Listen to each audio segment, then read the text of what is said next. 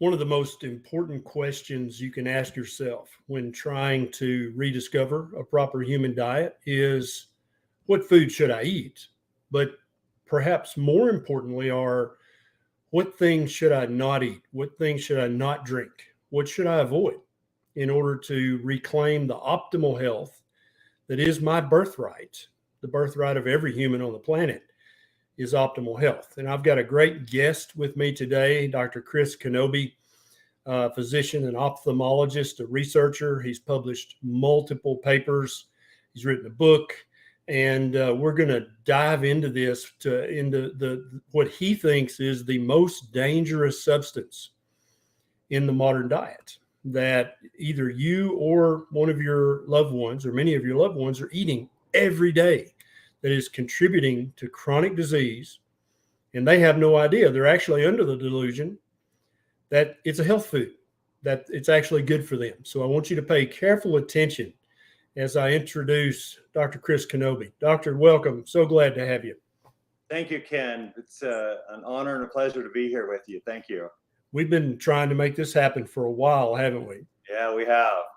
Yeah, well, we finally got it going. So let's get into this. Tell everybody just a little bit about yourself, and we will dive into the meat of the issue. You bet. So Ken, I'm a physician. I have a specialty in ophthalmology, and I left practice 8 years ago now to pursue nutrition research. And I really got into this. I'll keep this really brief, but I got into this this area out of was born out of my own suffering. Which came, in my case, came out of arthritis, and I went on a partial paleo diet back in 2011, and I had this huge improvement in my arthritis. And then I read Lauren Cordain's book, The Paleo Answer, and I began to investigate. I eventually came across Weston Price's research back in 2013. And this is the lens that I've seen all of nutrition research through to this day, is through Weston Price's work. And so I connected processed foods, and particularly vegetable oils, to age-related macular degeneration, AMD, the leading cause of irreversible vision loss and blindness in people over the age of 50 worldwide. And by about 2018, 2019, I was so convinced, Ken, that vegetable oils were the primary drivers of chronic disease, overweight, obesity, and chronic disease, heart disease, cancers, metabolic disease, diabetes, all those things, that I went public with that. And that's kind of the journey I've been on over the past about 5 years now, 4 or 5 years, is primarily Excellent. And I find it interesting, perhaps telling, that so many healthcare providers who are now in this sphere trying to rediscover a proper human diet along with you and I, so many of us started because we once considered ourselves not immortal, but, pretty bulletproof. I mean, I'm a doctor, for God's sake. I should be pretty healthy. And then when our health started to falter, and I developed severe obesity and prediabetes, and you developed the arthritis and other things, we're like, this can't be right. I'm a smart guy. I'm supposed to know what I'm talking about. How is this happening to me? And then in the process of trying to fix ourselves, we wind up stumbling upon these nuggets of truth that lie very shallowly buried. If you're just willing to look for them, you start to uncover them pretty quickly. And then we all obviously feel compelled, ethically and morally, to share this with our patients first, but then ultimately with the entire world. And I think that's very telling that you see that trend over and over in our space. Right. And I know that your audience knows this better than any, Ken, but to this day, I find that probably 99.7% of allopathically trained medical doctors like you and I do not have a clue about ancestral eating, and they do not have a clue that westernized processed foods are the drivers of all this chronic disease. And it's not really their fault, because we're not trained that way in medical school, right? And to this day, I mean, it's a travesty, but that's the state of medicine today.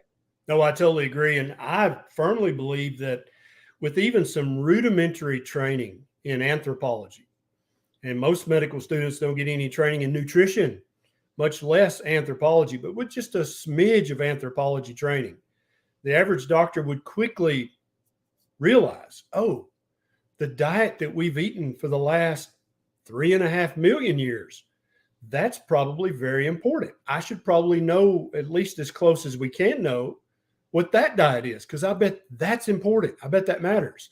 But the average doctor, a medical student, has no clue that they even need to look at anthropology or paleoanthropology. It's sad, but it's true. So I'm live with Dr. Chris Knobbe, and this is being recorded inside of our private community. If you'd like to become a member, there's a link down in the show notes, but only members of my tribe can ask Dr. Knobbe questions as we go through his presentation, which I think you're going to find jaw-dropping.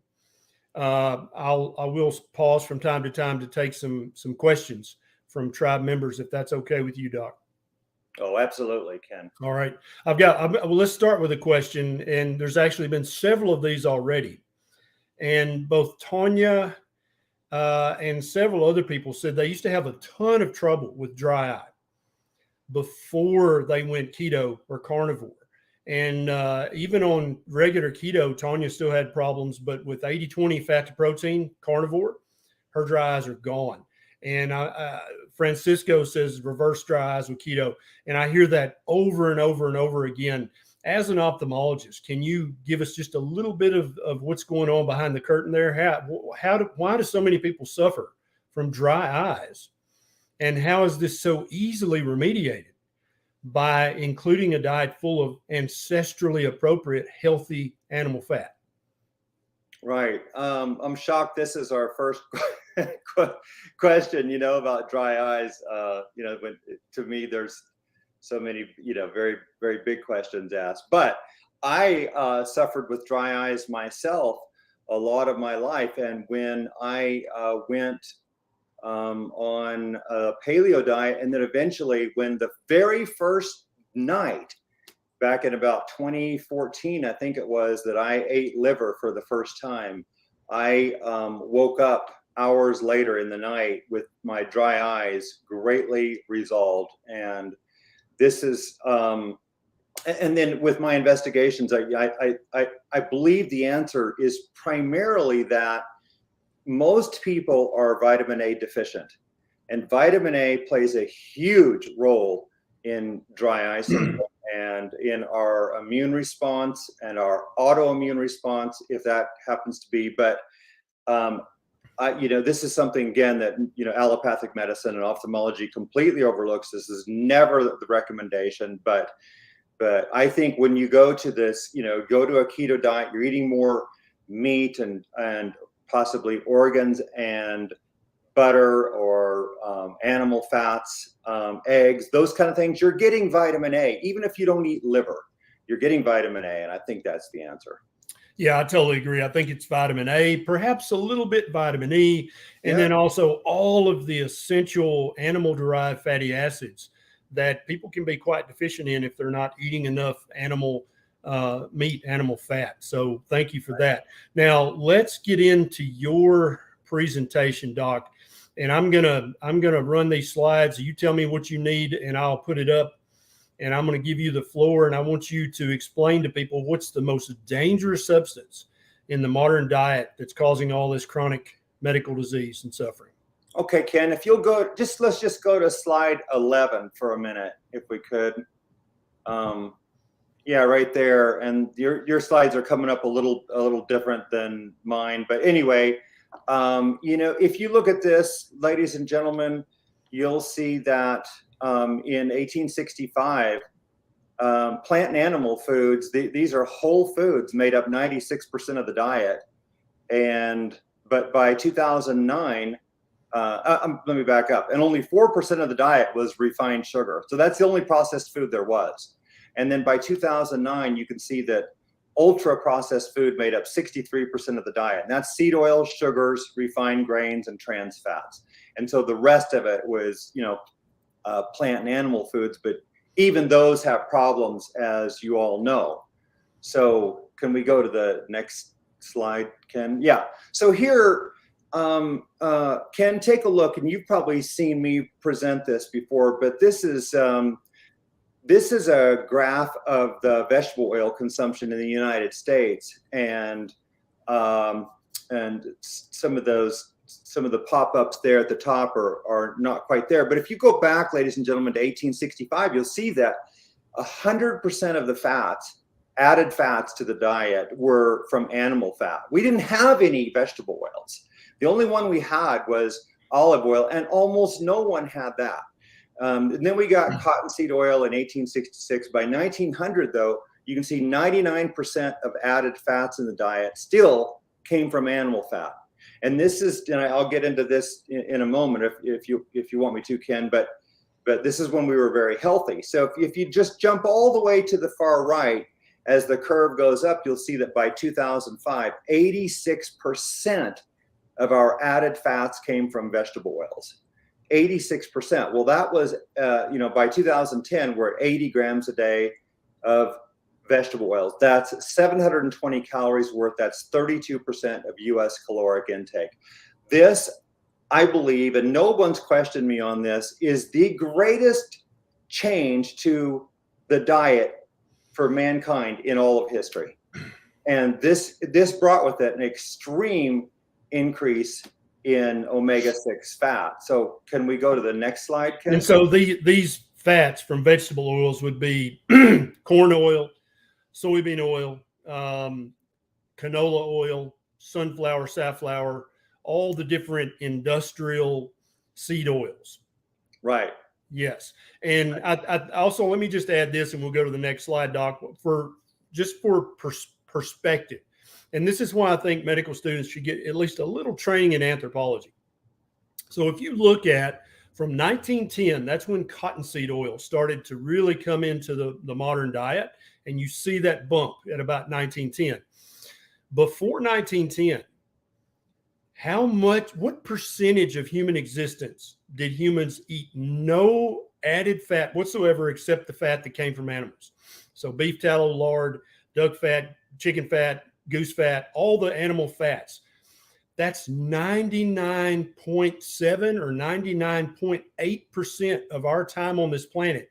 We never ate more than a drop or two of vegetable oil our entire life. But so then for the last little 0.1% of our time on this planet, now 86% of the fat that we ingest each day and each year comes from vegetable seed oils that are industrially processed in a factory and are not in any way natural. They don't occur naturally. You cannot go out into the wild and procure canola oil or soybean oil or corn oil, vegetable oil, plant butter. Those things are impossible to find in the wild because they don't exist. They only exist inside of chemical factories. Next slide. Right. So here, for those, I hope everybody can eventually see this, that this is our published data on heart disease deaths in the red there. This is over the last more than century, since 1900. And you'll see so heart disease deaths in the red versus vegetable oil in the black. And you see this very, extraordinary positive correlation. So a very strong relationship between those two. And then we see saturated fat in the purple line there that's virtually a flat line. So saturated fat increased about 5 grams during the entire 20th century. So in my view, if people were to go back, had we gone back and had just this slide, which, it did take a few months for my colleague researcher, Maria Stoyanowska, to pull all this data together. But this graph alone, I think, would prove to the world that that saturated fat had nothing to do with coronary heart disease. There's just no relationship whatsoever. Absolutely.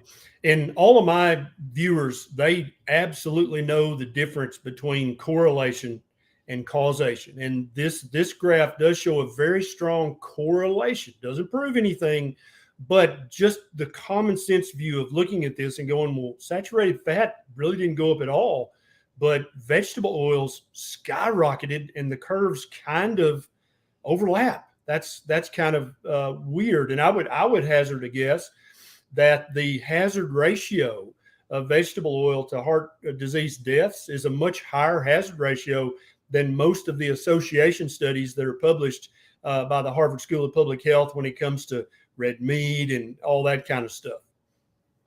Right. And exactly, Ken, I agree with you 100%. And although correlation is not causation, on the flip side, you must have correlation in order to prove causation. And Yes. so here, you do not have any substantial correlation between saturated fat and coronary heart disease deaths, but you've got this extraordinary relationship between, positive relationship between vegetable oil and coronary heart disease. So if a researcher were going to research something just by looking at this graph, you would think that a smart researcher wouldn't say, I'm really going to look into the correlation between saturated fat and heart disease deaths.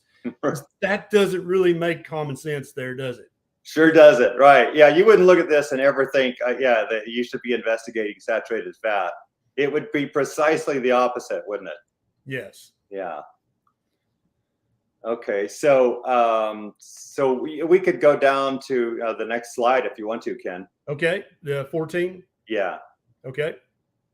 So for those who can't see this, we can see that since 1909 that the total fat has gone up, but we can see that almost all of that is related to vegetable oil fats and not animal fats. So animal fats have been on the decline over the past century, and we're consuming dramatically less animal fat today than we did back in 1909. And for those who aren't aware, and I don't think I have all this data here, but we really had no coronary heart disease in the 19th century. It was an extraordinarily rare disorder.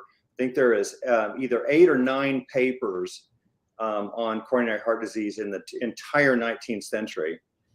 Whereas, and only 2 or 3 of those related to thrombotic disease. In other words, a myocardial infarction or heart attack. But the first documented heart attack in the United States was in 1912, published by James Herrick. And then by 1930s, coronary heart disease became the leading cause of death and has remained the leading cause of death ever since. And but it's, again, precisely in correlation to this increase in vegetable oils. And if we go to the next slide, Ken. Okay. So this is the reason why this is so important, these vegetable oils, is because the vegetable oils accumulate in our fat. And this is a graph from Stefan Guillenet, where he put together the omega-6 fat called linoleic acid, the primary omega-6 type of fat. And this is a total of 38 studies between 1959 and 2008 that showed how much omega-6 fat was in our body fat. And if you can see this, in 1959, Americans averaged 9.1%. So we're accumulating this fat in our body fat. And by 2008, we're at 21.5%. So now I don't have this on the graph, but there are studies of there's only about 4 in all of history, as far as I know, of populations that were consuming native traditional ancestral diets and had their adipose, their body fat, tested for omega-6. And these were populations, they were in the New Zealand Maori and New Zealand Europeans, and then the Puka Pukans of 2 islands, Puka Puka and Rarotonga. And these 4 populations all averaged 2.86% omega-6 linoleic acid in their body fat. They weren't consuming any oils, and I've documented all this in my new book. They had no oils. So this is what I will submit to all of us, is where we should be ancestrally in our body fat omega-6 it really should be under 3, maybe 4%. But probably under 3%.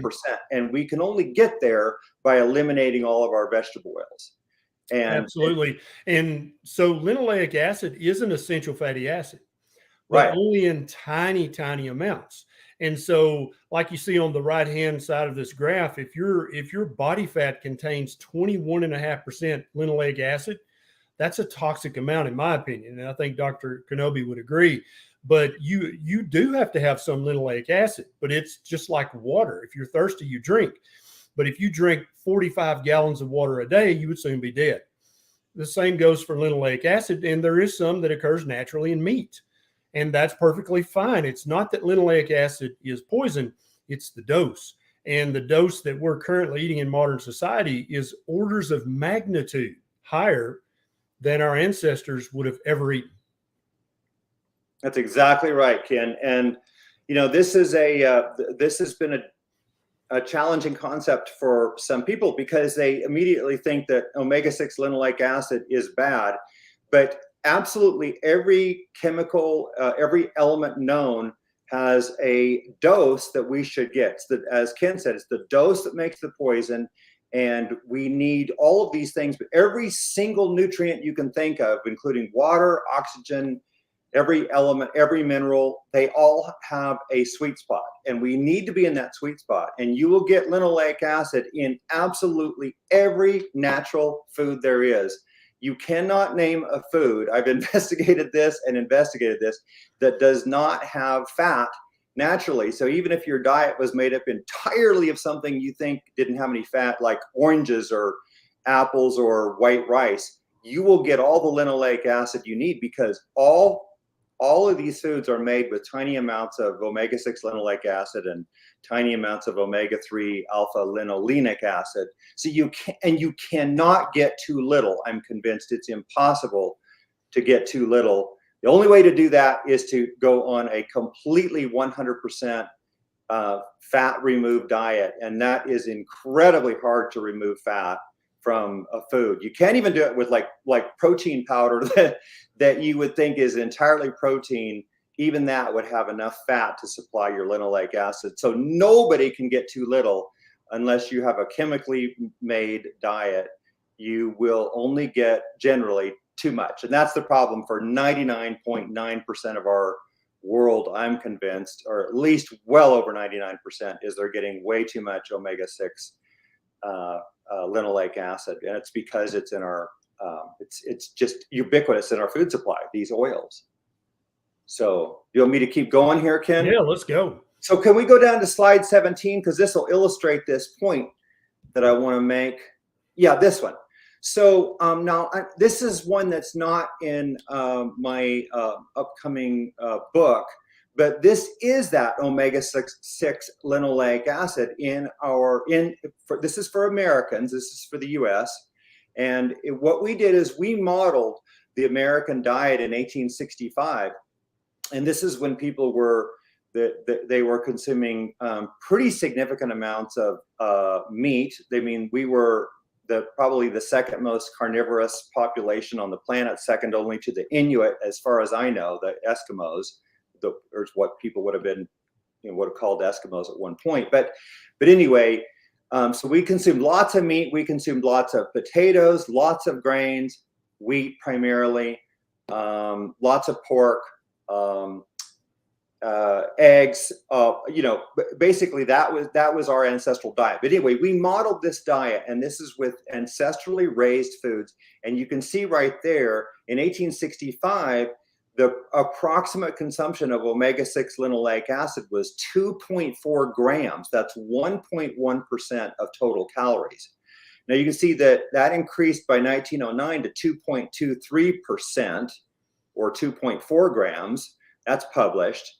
And then by 1999, we're at 7.21% of our diet as omega-6 linoleic acid. That's 18 grams. And by 2008, 11.8% of the diet as omega-6 linoleic acid.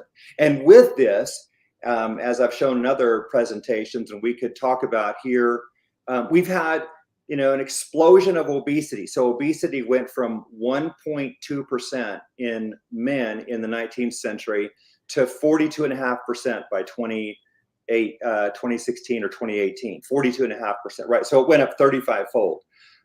Coronary heart disease obviously exploded. Cancers.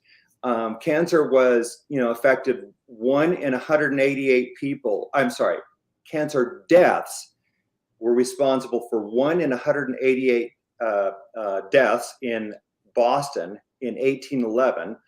Cancer took the lives of 17% of people in U.S. in 1900, and by 2010, roughly, cancer took the lives of 31.1% of people. Again, about 1 in 3. So we went from 1 in 188 deaths due to cancer to 1 in 3, parallel with this omega-6 increase. And of course, along with that, all the processed foods too. Very similar scenario with diabetes, and we can get into that, but diabetes was an extraordinarily rare disorder in the 19th century. And of course, today it affects 13% of the population. Age-related macular degeneration, Parkinson's, I'm not sure about Parkinson's, Alzheimer's disease, metabolic syndrome. These diseases were unknown in the 19th century. Yes. Entirely unknown. So they've come about as we've increased our consumption of all these processed foods. So can we go down to the next slide, Ken? So this is what I'll submit to everyone. This is what, again, where the body fat is I was talking about in these healthy populations. Their body fat, omega-6 linoleic acid, was 2.86%. But in all the westernized populations since 1990, I've tallied up all these, and our body fat is 14.2% omega-6 linoleic acid. This is the recipe for disaster. So, and can we go down one more slide? Let's see. Should be go to 19, Ken. There we go. So, oh, I guess this is not exactly what I thought it was, but let me just point out to everyone that omega-6 linoleic acid was, in 1865 for Americans, was 1.1% of the diet. It's 1/90th of the diet. But by 2008, omega-6 linoleic acid was 11.8% of the diet. It is 1/8 of the diet. So we went from 1/90th of our diet as this one single type of molecule to 1/8 of our diet becoming this one molecule. That makes that a poison. And it's a poison it becomes progressively more poisonous as you get over 4% of the diet as omega-6 linoleic acid. So we don't have to just go through these, but we can, Ken, if you want to. Okay, either way, you can just pick out the ones and I'll go to them. But anything you think is relevant that will help people understand that, understand what I think is a very, very important issue. When I first started talking about the keto diet back in 2017, I had 3 steps. Step 1, eliminate all sugar, added in natural. Step 2, eliminate all grains. Step 3, eliminate all vegetable seed oils. That was my first 3 recommendations in 2017. And I have not changed those as of yet. And I may rearrange them soon based on your research and others, but I still think those are the 3 most unnatural things that are now in our modern diet to the point where they become a poison. Right, and I echo that again, 100%, Ken. I have maintained since I went public with my research back in 2016 that the 3 main problems are refined flours, refined sugars, and vegetable oils. And I think if you eliminated those, we'd eliminate 90% of our obesity, overweight, obesity, and chronic disease right there. So absolutely, I totally agree. It would bankrupt big pharma if just people, if everybody in the country removed those three things from their diets. It would bankrupt big pharma and probably financially hobble big medicine literally overnight. Yeah. Yes. Exactly. So, this slide actually relates to total meat consumption over the last 200 years, versus heart disease. Do you want me to address this at all, Ken? If you think it's pertinent, yeah, just run over this slide really quickly and then we'll move on. Well, and this slide's a little bit messed up, going over the internet or whatever, but I think everybody could, if they see it, and I'll describe it, but total meat consumption was something like 230 pounds in the US back in 1800. And it began to decline actually. And it was declining by around the early 1900s. But this was precisely when in 1912 was when the first documented heart attack took place in the United States. And then interestingly, right around in the 1930s, when meat consumption hit its nadir, the lowest point in the past 200 years of history, is when coronary heart disease became the leading cause of death. And then, meat consumption went up, and coronary heart disease has remained the leading cause of death ever since. So again, if you look, anybody who thinks that meat, whether it's, beef or chicken, pork, or all meat is related to heart disease, all you have to do is just look at really this one slide. And again, you come to the conclusion, it makes no sense whatsoever to blame meat whatsoever. Yeah. Once again, if you were a epidemiological researcher and you were looking for a good slam dunk study to do, looking at this chart, you'd be like, yeah, I don't think doesn't look like red meat probably causes heart disease.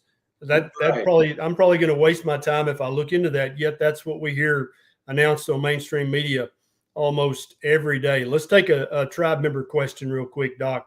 Sure. Christine says, are cataracts caused by glycation? I would say, I would just say, first of all, we don't have an answer to that. To be a really good cataract surgeon, and my career was spent, primarily as a cataract surgeon. It's like being, it's like the same as being a cardiovascular surgeon. You don't need to know anything about what causes heart disease to be a great cardiovascular surgeon, right? And it's the same way with being an eye surgeon. You don't need to know what causes cataracts to be the best cataract surgeon in the world. Having said that, there's no question that smoking, diabetes, deficiencies of certain vitamins, probably B2, is important, and definitely anything that's pro-oxidative plays a role there. But beyond that, it's not. This is not an area that I feel that I can answer or anybody can answer in the world. And I will tell everybody that people on totally ancestral diets do get cataracts, and it could be that they have some nutrient deficiencies, but there are people all over the world historically, in every nation, every continent, India, Africa, South America, you name it, who get white cataracts, and they didn't have options for processed foods. So we may be destined to get cataracts one way or another, or it could be that maybe some of these people had, still, even though they had ancestral diets, they still had deficiencies. Gotcha. The people in our private community know you're an ophthalmologist, Doc, so you're probably going to get some more eye questions as we go along. Sure. No worries. I hope that's okay. Yeah. Oh, so, yeah. Which slide do you want to go to next? Let's talk about overweight, obesity. If we go to the very next slide, because I think this is probably, this is the main interest. Again, this slide doesn't come up naturally there, but everybody I hope can see that way back. This is the increase in obesity in the United States between 1900 and 2018, and obesity was 1.2% in the year 1900. We're at 13% by 1960. We're all the way, and it should be we're at it's cut off there. We're at 42.5% by 2016 or 2018. And then can we go on down to the next slide, Ken? Yes, definitely. And so this is the correlation between obesity and vegetable oils. And we just see this striking correlation all the way, with vegetable oils between obesity and vegetable oils. So if you want to just go on down to the next one. And again, this correlation does not prove that vegetable oils are causing the obesity epidemic. But as Dr. Knobbe said earlier, you have to have a correlation to even pretend like there's going to be a causation. And so this would be somewhere that absolutely should be investigated. This should be researched immediately.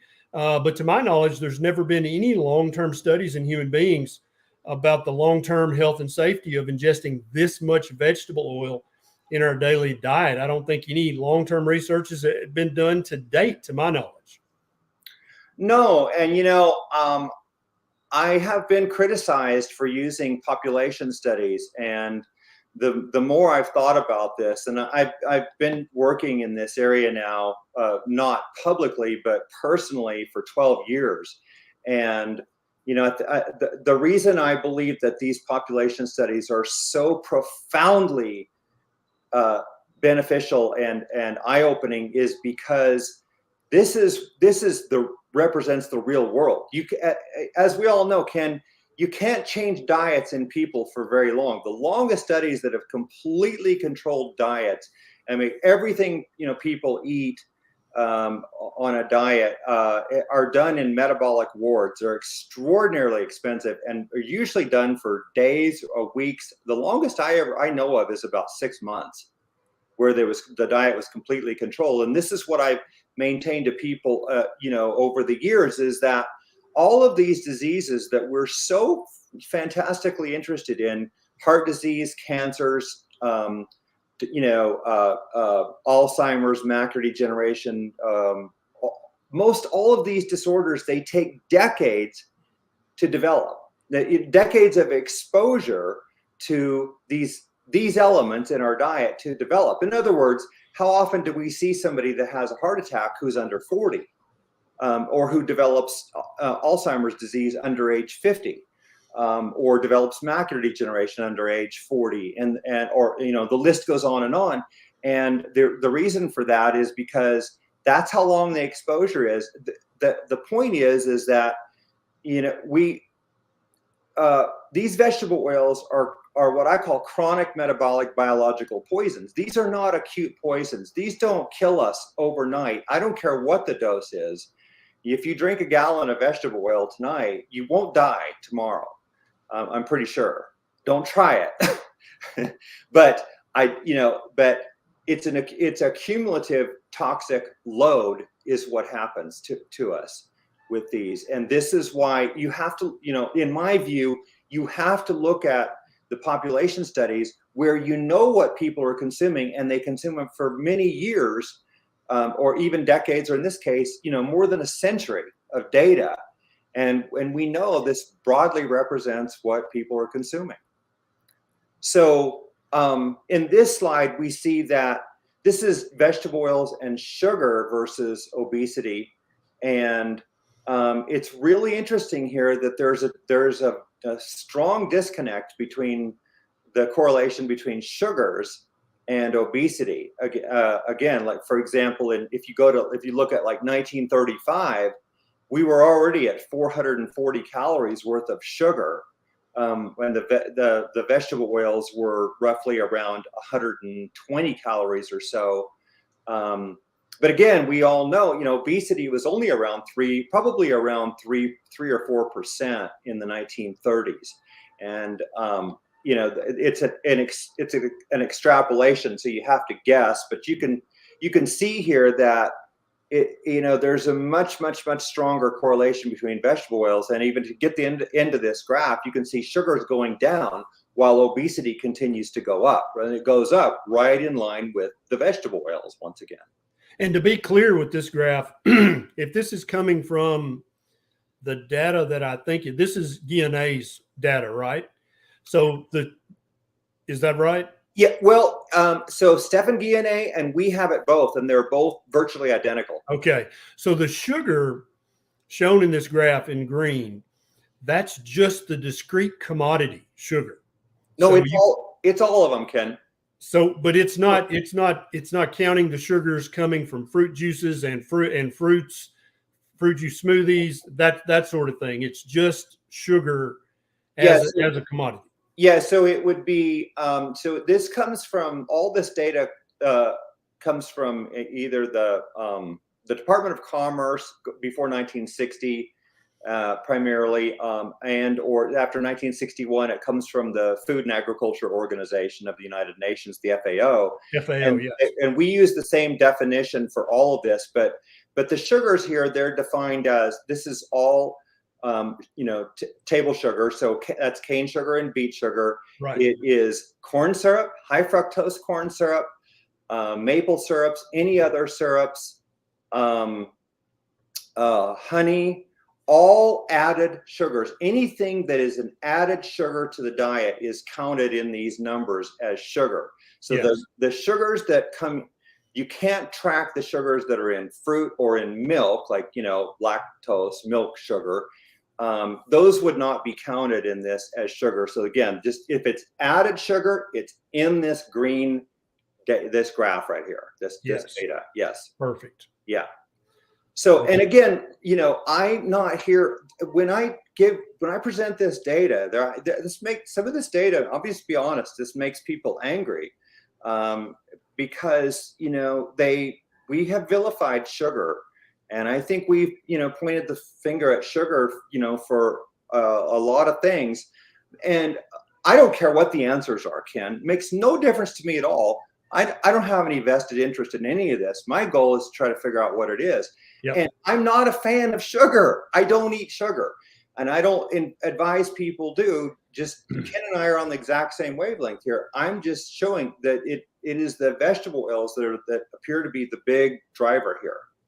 Yes. Okay. Next slide, doctor. Sure. All right.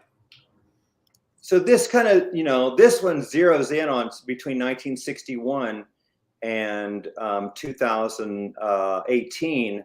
This is obesity in the United States versus vegetable oil and sugar. And you can see that, between 1961 and 2018, that the sugars have not changed very much. They only went up 14%. The vegetable oils went up 230%, while obesity climbed from 13% all the way to 42.5%. So once again, you see this, you don't see a very strong correlation here with sugar. Absolutely. And this is one of the reasons that, because when I looked into this FAO data, I realized that this is talking about added sugar. That's all this is talking about. This is not talking about naturally occurring sugars. And that's why my number one recommendation was to remove all sugar, both added and naturally occurring, as low as you possibly can, because I think that if you see the sugar start to dip down, it's about the year 2000. And that's when it became very fashionable to eat lots of fruit and vegetables, right? We always said fruits first, and people began to live on fruit smoothies and drink a gallon of orange juice a day for the vitamin C. And I think if you could, I don't think you probably can't tease it out of this FAO data, but if you could, I think that sugar curve would not turn at about 2000. I think it would, total sugar intake kept right on increasing right along with obesity and vegetable oil. But I agree with Dr. Knobbe completely. If it turns out that vegetable oil is the prime cause of all the chronic disease, then if you listen to my first three principles, you win and I win. If it turns out that the total sugar intake is the predominant driver, you still win and I win. If you just listen to me and Knobbe, you're going to win. So don't mishear this as a debate. We both agree you need to absolutely minimize sugar in your diet and grains in your diet and vegetable seed oils absolutely to the bare minimum. Absolutely. I agree 100%. And I'd restate that all the time so that people don't think I'm advising that they're, they start filling up their diets with sugar. So I don't want to beat this to death, Ken. Could we go to, because I don't know how much time we have, but can we go to maybe slide 29? Yeah, so here, this is the United States data, and this is obesity versus fat calories and carbohydrate calories. And interestingly, you can see here, I've got a little arrow there that we see carbohydrates declining in the US after 1997. Now, this doesn't, on the carbohydrates and fat calories, this does not distinguish between the different types. There's obviously, in my view, there's good carbohydrates and there's bad carbohydrates. Obviously, sugar and refined flours are what I would say are, they're the carbohydrates to be avoided. But you can see that carbohydrates have been on the decline since 1997, again, while obesity escalates. So we could probably just move on to we could probably move on to a different subject, or we could talk about diabetes or whatever you want to do, Ken. Yeah, let's talk about diabetes, because the people in our private community know that there's an epidemic of diabetes. And so the numbers that you present in this graph, this is the case percentages of diagnosed diabetes. But one of the main problems with going to the doctor for your annual blood work is very often they'll check just a basic metabolic profile, which checks your kidneys, your electrolytes, and a fasting blood sugar. And it's possible to have type 2 diabetes. And if you fasted overnight, you can still have a normal fasting blood sugar. And only if that fasting blood sugar is high does the doctor then say, well, we better check a hemoglobin A1C. And so I would guesstimate that the actual number of cases of diabetes in the USA, that's where this graph is from, is much higher than this. And then if you believe the argument that prediabetes is not prediabetes, it's just early type 2 diabetes, then we're talking about doubling or tripling the percentage of diabetes in the United States. And I think that's entirely accurate. Go ahead, doctor. Yes, Ken. Once again, I agree with you completely, and then some. I think that the scenarios is at least as bad as you described, if not worse. Interestingly, go back here to this is diabetes versus vegetable oils and sugars in this graph, and I'll describe this for those who would just be listening. But so diabetes, Sir William Osler, one of the most famed physicians in all of history, one of the founding partners of Johns Hopkins Hospital in Baltimore, Maryland, back in the late 19th century. He reported the diabetes prevalence in the year 1890. It was 2.8 per 100,000 people. Now that is a staggeringly small number, compared to today, which is 13,000 per 100,000. So that's that number right there, 0.0028% in 1890. You can see that by 1935 we were at 0.37% diabetes, and you can see it just the trend continues all the way to 13%. And as Dr. Berry was saying, if you take the number of diabetics, which is reported at around 13% today, the total diabetics and pre-diabetics, now the last figure I saw, 51%, I believe it is, 51%. And then of course you look at those that are metabolically unhealthy as high as 93%, right? But I want you to notice on this graph that in 1935, when we had 0.37% diabetes prevalence, it was the first, broad review of diabetes in the U.S. since 1890, as far as I know. But anyway, the sugar consumption was high.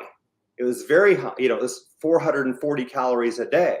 And then if you look at the sugar consumption all the way at the end in 2016, the sugar only went up 86 calories. It was 526 calories in 2016, I believe it was. But the diabetes went from 0.37% all the way to 13%. In other words, between 1935 and 2016, diabetes went up 35-fold, a 3,400% increase in diabetes, while the sugar hardly changed. Now, why is this? Well, it's going up, as you can see, right along with, again, with the vegetable oils. So it's my view that it's the omega-6 that is driving the bulk of the damage here, the mitochondrial damage and the insulin resistance that results in diabetes, and that's what this evidence supports, really. I've got a question here from Greg and Barb. Either Greg or Barb's a type 1 diabetic, 62 years of age, with macular edema. They're getting the monthly injections, and they're now eating carnivore. Can eating this way help my eyes? Yes, absolutely. So, the brilliant thing about the carnivore diet is that, of course, it would drop your omega-6 consumption to less than 2%. I'm not carnivore myself. I've eaten carnivore 3 times in my life, up to 20 days. It's just not, it doesn't work well for me long term, but anybody who says that, well, you don't have any evidence to support the carnivore diet. Well, first of all, they didn't look, number one, at Weston Price's research that goes clear back to the 1930s, that looked at the Inuit, nutrition and physical degeneration. We absolutely know that the carnivore diet can be an extremely healthy diet. Can there be some issues, perhaps with, mineral status for some people and maybe some other issues? Yeah, I think so. But we absolutely know, as going that far back, and then even from more recent studies, Sean Baker is doing, of course, so forth, that we know that the carnivore diet works. In my view, it's and this would is a different perspective than yours, Ken, but we also see that historically very high carbohydrate diets, like the Japanese and the subset of those, the Okinawans, for example, and the Papua New Guineans of Tukasenta, that consumed more than 80 and even 90% diets as carbohydrate, they also didn't have all these conditions. And the thing that I see that unifies all of these diets, whether they're high carb, low carb, all meat or almost all, rice, and that they all work so much better than a westernized processed food laden diet. And the one thing that unifies these is that they're all under 2% omega-6 linoleic acid. And why are they that low? It is because they all eliminate vegetable oils. Yes. Right? They all do. And all okay, so you've convinced Susan, and she wants to know, if we stop eating all vegetable seed oils today, how long until all of it's out of our body, doctor? I would say worst case scenario is 3 years. However, I think that because the half-life of omega-6 linoleic acid in the body is 600 to 680 days, just round it off, it's pretty close to 2 years. You can speed this up, by doing the things that Ken advises, number one, you stay on an ancestral diet. You're not consuming any sugars, refined flours, or vegetable oils, your nutrient-dense diet, and you exercise, because you will help burn those omega-6 fats. If it works for you and you feel good, intermittent fasting may help you to burn those omega-6s. You've got to burn up those omega-6 fats. And the best way to do that is, if you're way overweight, I would say this is a scenario you might need to, control, reduce your calories, and exercise is where, and of course, eliminate all the vegetable oils. And also, I should mention that there are a couple other sources of omega-6, just so we're complete, is, the animals that are consuming corn and soy, who are monogastric animals. That would be chicken and pigs. So chicken and pork will have much higher omega-6 linoleic acid, up to 20%, if they're consuming corn and soy themselves. That's all CAFO raised animals.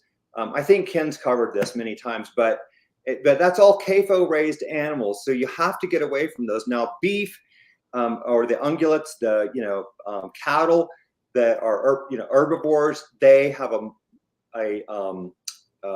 multi-stomach type system, and they can biohydrogenate those omega-6 fats into saturated and monounsaturated fats, and they store those in their fat, and that also goes into their milk.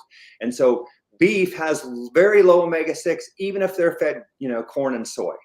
So, but anyway, those are sources of omega-6, and then nuts and seeds are sources of omega-6. So, and nuts and seeds are not a part of any ancestral diets, except for, like the mongongo nut in very, only a couple of populations in Africa ever consumed those significantly. And it's because they couldn't get any other food, I think, is the primary reason. Yep. So, but those are the ways to get, you've got to get the omega-6 really low, and you might use chronometer to help you evaluate your omega-6 consumption. But you do it by getting the oils out, the polyunsaturated oils out, and eliminating the grain fed, the corn and soy fed chicken and pork, and getting rid of nuts and seeds.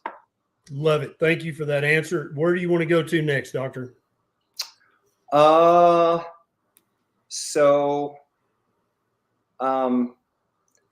Ken, would you drop down to slide number 39? We'll just say one more thing, and I think we've beat, I don't want to beat all this to death. Okay. I just want to show everyone here that this is the U.S. sugar and vegetable oil consumption versus diabetes between 1935. This is the absolute change in sugar and vegetable oil consumption between 1935 and 2016.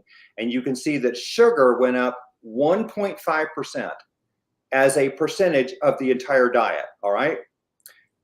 Vegetable oils, however, went up 21.5%. Again, while diabetes went up 35-fold, or 3,400%.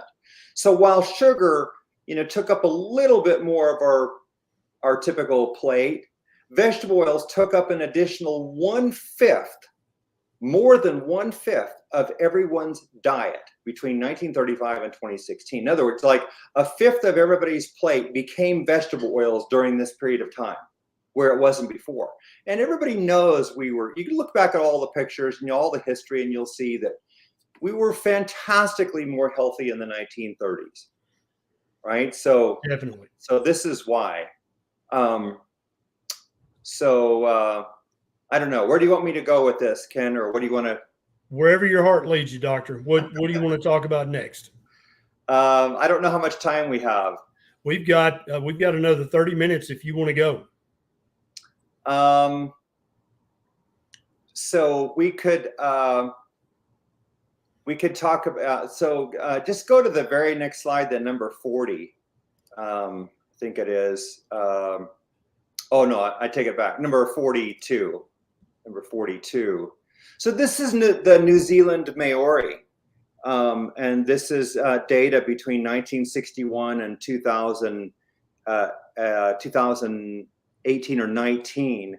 And this is an obesity curve in the red there. Let's just focus on that versus sugar and vegetable oils. Now you can see that in New Zealand, they've had really high sugar consumption, pushing 450 to 500 calories a day since the 1960s. But back in 1977, their obesity was 10%. Now, the Pacific Islanders are incredibly sensitive to processed foods, and I think they're one of the few populations that can gain a lot of weight and probably become diabetic just on processed foods without seed oils, unlike most of the rest of the world. But anyway, if you look at this graph here, you can see that between 1977 and 2017, their obesity went from 10% to 50%. So a 5-fold increase, 50% obesity, and another 30% of their population is overweight. I think their total obesity and overweight in the New Zealand Maori is around 84%. So that's staggering. But look at, it's in correlation to the increasing vegetable oils, because again, their sugar didn't change very much. But they're sensitive to all the processed foods. Yes, in certain populations, certain genetic pools are much more sensitive to either the sugar or the grains or the vegetable seed oils. But as we said earlier, it's the dose that makes the poison. And you give this much vegetable seed oil to any human population, and you're going to get a bunch of chronic disease. Absolutely. Absolutely. Okay, I want to talk about cancer for a minute, Ken. Ah, good. We could jump down to slide 52, because I don't want to bore people here. Now, so this is some research that I think is so incredibly important, because I believe the polyunsaturated vegetable oils, and again, I'm going to list those real quick. Ken listed most of them. They are primarily soybean, corn, canola, cottonseed, grapeseed, sunflower, safflower, rice bran, sesame, and peanut oils. These are the oils that are on my worst of the worst list. And everybody needs to avoid those like the plague. Those are chronic metabolic biological poisons. And we've had, as we talked about earlier, we've had a massive increase in cancer since the 19th century that parallels this increase in vegetable oils. This researcher back in 1987 did Clement Ip is his name, did some incredible research with animals. He put these rodents, rats, on. They were treated with a carcinogen, and then they were exposed to different levels of omega-6 linoleic acid, starting at 0.5% all the way up to, I think, around 7 or, all the way up to 12%. Yeah. And you can see here that the cancer increased. All these animals were exposed to the same carcinogen, DMPA. It would induce a type of mammary cancer, a breast cancer, right? But you can see the cancer increased gradually as the omega-6 went up. And then you see right at 4.4% omega-6 linoleic acid, it levels off. We reach a threshold. And so omega-6 linoleic acid increases your risk of cancer drastically. Now, if you look at the research that comes out in the things that Ken and I read, these papers all over, they will take populations and they'll try to stratify the amount of omega-6, vegetable oil that they're consuming, and they'll say, we find no correlation. There's no increase in cancer because in people that have consumed more vegetable oils. Here's the answer as to why they come up with that. The cancer threshold is at 4.4% linoleic acid. Remember, we talked about this earlier, that we are now consuming 11.8% omega-6 linoleic acid in the American diet as of 2008. We've been over 4.4% since the 1960s. So in other words, we're way beyond the threshold. Almost no one's consuming less than 4% omega-6 linoleic. Only people that, maybe a whole lot of the people watching your podcast, Ken, and my viewers and some people that believe in ancestral health, they're doing it. But the enormous bulk, probably 96% of the population is not doing this. They don't understand this. So this is a critical point. You have to get these, that if you have cancer or you want to avoid cancer, you have to get these oils out of your diet. Absolutely. I totally agree. Where to now? Okay. So let's, in the same vein, let's go to slide 56. And this shows this. So this is vegetable oils and sugar versus overweight and obesity and cancer in China. Now, here's the interesting thing, is that China has the 8th lowest sugar consumption in the world. You can see here on the graph that since the 1980s, I believe it is, they've been ranging between about 60 to 80 calories of sugar. That's only 2.5% at it, in recent numbers. 2.5% of their diet is sugar. That's, again, it's the 8th lowest in the world. It's amongst the lowest in the world. That equates to, roughly 4 or 5 teaspoons of sugar per day, right? And everybody can see here that their vegetable oils have gone way up. From 1961, they were down at around 30 calories per day, and now, as of 2018, they're up there, above 200 calories per day. So look at their overweight and obesity, and I don't have the numbers on there, but their overweight and obesity, I think, went from a total of about 20, I think it's around 18 or 19% actually, on the overweight and obesity, up to, I take it back. I'm sorry, that's the red line. I'm looking at the wrong line here, and I don't have the numbers in front of me, Ken, but their overweight and obesity has gone from, I can't remember the exact numbers, but it's very, very low in the 1980s up to around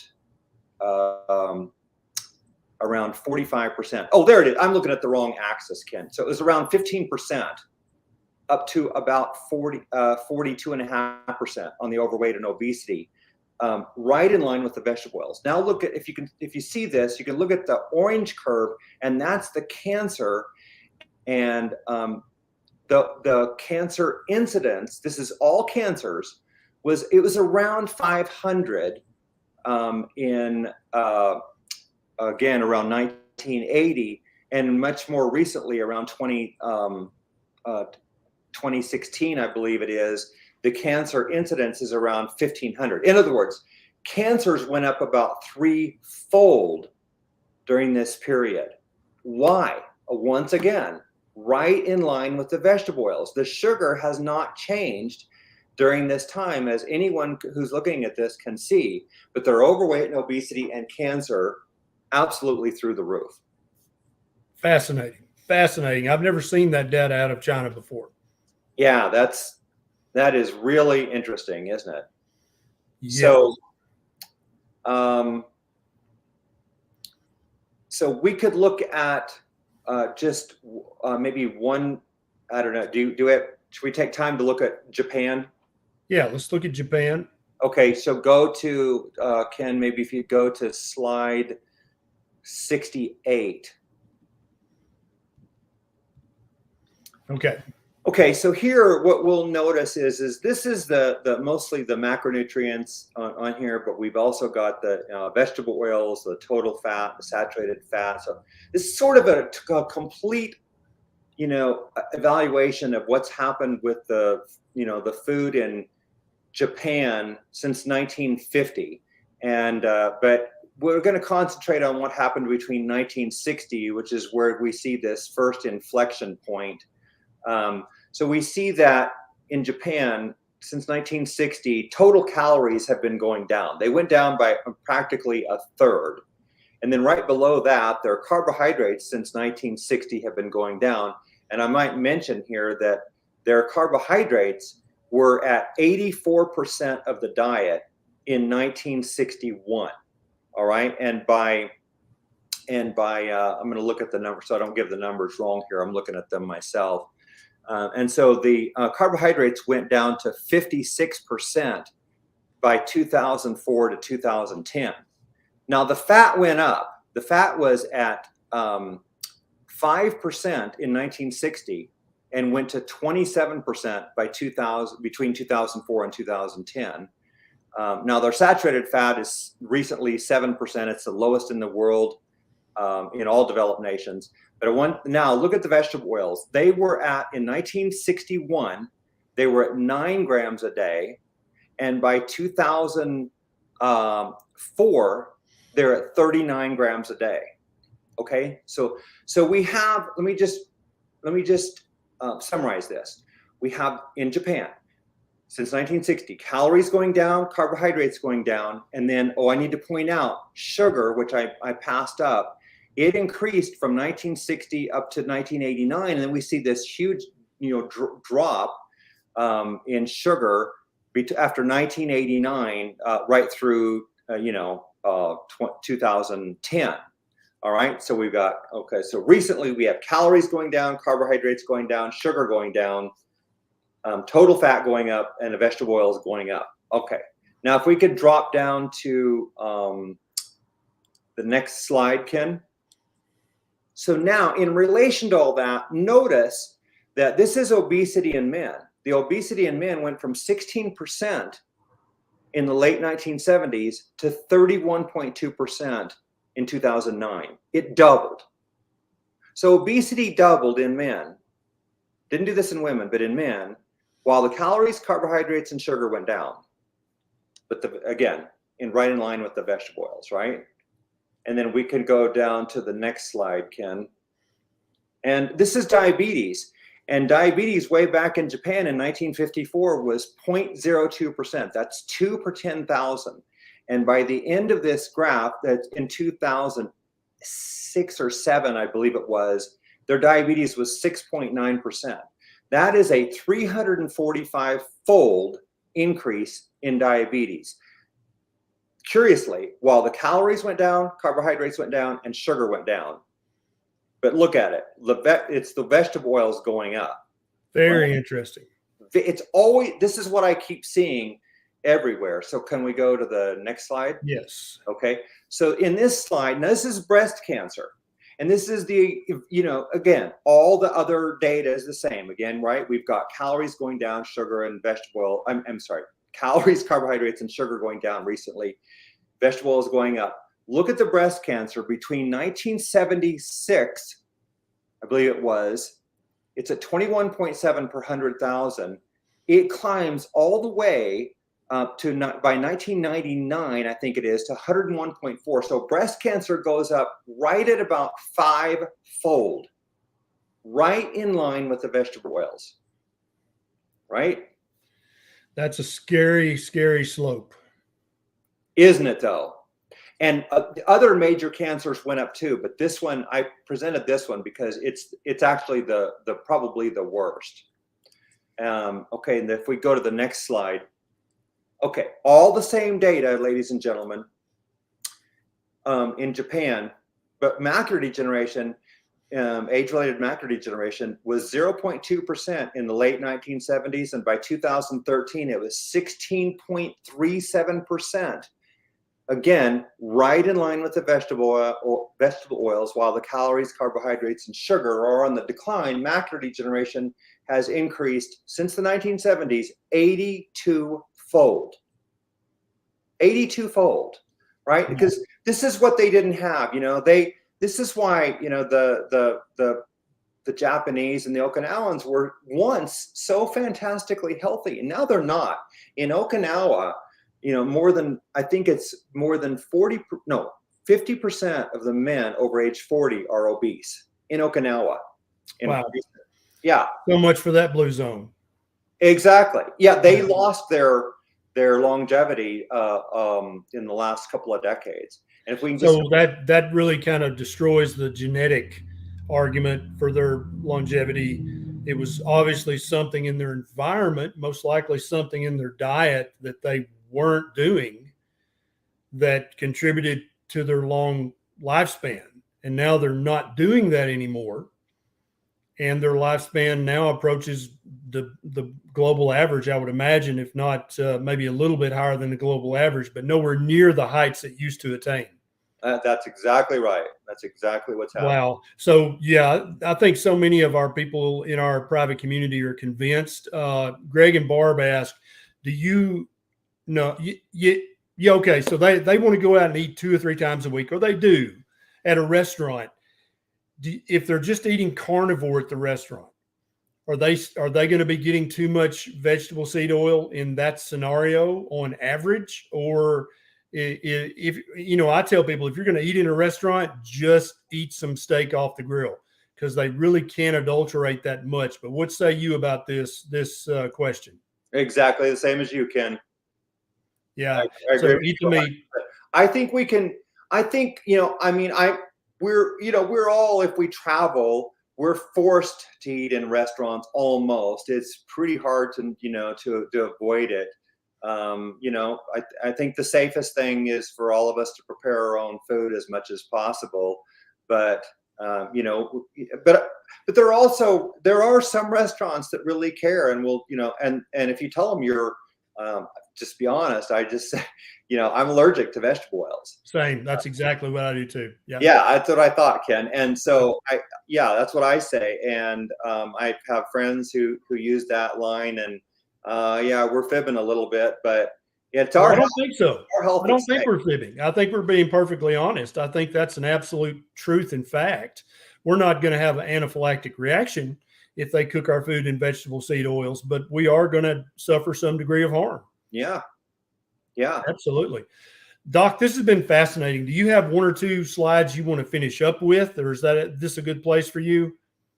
Do you have any Grand Slam slides toward the end that we need to look at? Let me show one world slide that I just think everybody should see. Perfect. Perhaps go to slide 77 if you would, Ken. You saved the best for last. This is what I want everybody to see here, is that this has not been published yet. It's pending publication. I'm sorry, this slide got messed up a little bit in transit, but if we go back and we've analyzed the world's consumption of vegetable oils since 1865, and that's in the blue there, between 1865 and 1960, and then from 1961 forward, all the green is the actual known vegetable oil consumption. But the point is that the world didn't have any vegetable oils in 1865, essentially. All right. There are tiny amounts here and there, without getting into the nitty gritty, tiny amounts overall. And yet by today, the average person is consuming, I think that, let's see, let me get that number for it so I don't misquote it, 65.4 grams of total oils. Now, some of those are good, like coconut oil and palm kernel oil, and there's some good quality olive oil. But in general, most of these oils are just not healthy and they need to be avoided. And this is why the whole world is getting sick.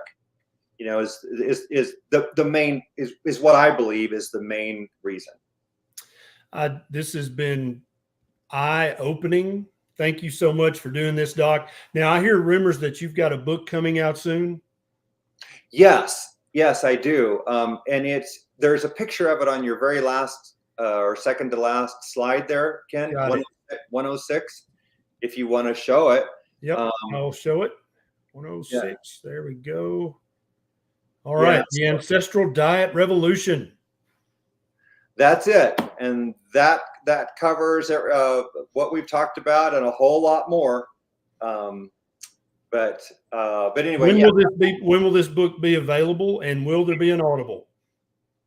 Okay, it'll be available at online book retailers like Amazon, Barnes and Noble in early May. So just in a few weeks, and we will get an Audible version, but it won't be ready that soon. So that may it's going to take a few weeks to get that, after it's launched. But yeah, that's the book, and I'll just say, and Ken, if I could say it, I work for two nonprofit foundations, Cure AMD Foundation and Ancestral Health Foundation. These are nonprofit organizations. Our goals are to do research and to eventually do research on ancestrally living populations, comparing them to their westernized cohorts in the cities who have westernized their diets. I want to walk in the footsteps of Weston A. Price in a 21st century version type of research, and so we need support to do that. It's very expensive research, and we're supported really only by philanthropists. That's awesome. I love that. Get that word out. Anybody who wants to support our mission, the people that work for these organizations, like are same as myself, are unpaid. We are volunteers for this organization because we believe in this cause. If you'll shoot me the link for that website, I'll definitely put that in the show notes in case anybody wants to support the work that you're doing. It sounds like amazingly helpful work. Dr. Chris Knobbe, thank you so much. It's been a pleasure, and I have learned a few things today that I did not know, and I hope that everybody who watches this can say the same. This has been amazing. Thank you so much for doing this. Well, Dr. Berry, thank you so much. It's been an honor and a pleasure to be on your show. I really appreciate you helping us. All right, brother. See you next time. Absolutely. Okay, take care. See you later. Bye-bye.